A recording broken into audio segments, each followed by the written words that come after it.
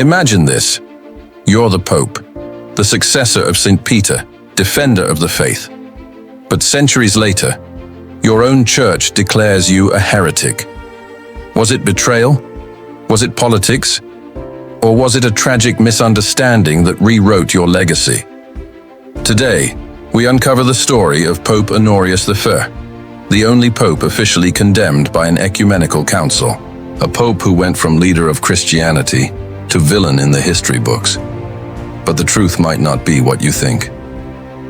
Let's dive into a mystery buried in the dark corridors of the early church. Did this pope just commit heresy? See, in the 7th century, the Roman Empire was crumbling and the church was battling divisions from within. One of the fiercest debates was the nature of Christ. Was he fully God and fully man? With two wills, a human will and a divine will, or did he have only one divine will?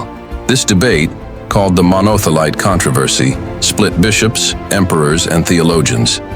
And right in the middle stood Pope Honorius I. He wrote a letter defending the idea that Christ had two wills, but later on, the wording of that letter was twisted to say that he actually believed in only one divine will. And so the question is, did Honorius defend heresy, or was his letter twisted after his death? Well, historians have recently discovered some pretty strong evidence that points to a very surprising answer. Stay tuned to find out what it is. Honorius wrote letters to the Patriarch of Constantinople. In them, he seemed to suggest that Christ had one will. For centuries, these letters would be used as proof that Honorius supported heresy. But here's the catch. Some historians argue that Honorius wasn't promoting heresy at all. He was simply urging unity, trying to calm a church already on the brink of fracture. Was it poor wording, or a case of being deliberately misrepresented? You see, the issue was that the church in Constantinople had split over the nature of Christ, and Honorius, the pope at the time, was trying to heal the wounds. He sent letters to the patriarch, begging him to, quote, anxiously desire the restoration of unity. But centuries later, those very letters would be used to condemn him. Because in 859 AD, a man named Photius became the Patriarch of Constantinople. And in an effort to discredit his papacy, someone sent a letter to every bishop in the empire accusing Honorius of heresy. And that letter would eventually make its way into the hands of Pope Gregory VII, who would use it to launch a full-scale attack on the See of Constantinople, breaking the church in Rome's association with the eastern half of the empire. Honorius dies in 638, but 40 years later, the Third Council of Constantinople reopens the Monothelite debate. And who do they condemn? Not only the living heretics, but Honorius himself. The council branded him a heretic, and future popes, shockingly, confirmed that judgment. Imagine that, popes condemning a pope. The man who once sat on Peter's throne, erased as a traitor to the faith. But was this justice or a political scapegoat? Modern historians are divided.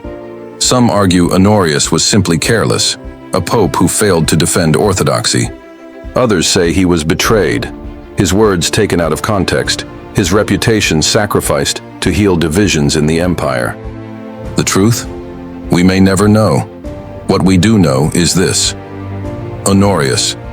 I remains a haunting reminder that history is written not only by the victors, but sometimes by those desperate to cover their tracks. And here's the ultimate irony. Centuries later, defenders of papal authority would struggle with this case. How could a pope be a condemned heretic? So, was Pope Honorius truly a heretic or a victim of political betrayal? Was he the weak link in the chain of papal history, or a tragic figure whose words were twisted beyond recognition? What do you think? Drop your thoughts in the comments. Was Honorius guilty or framed? If you enjoyed uncovering this forgotten chapter of church history, hit the like button, subscribe, and share this with someone who loves historical mysteries. And don't miss our next video, where we reveal the story of the Pope who was assassinated in the Vatican itself. Because sometimes, the truth is darker than the legends,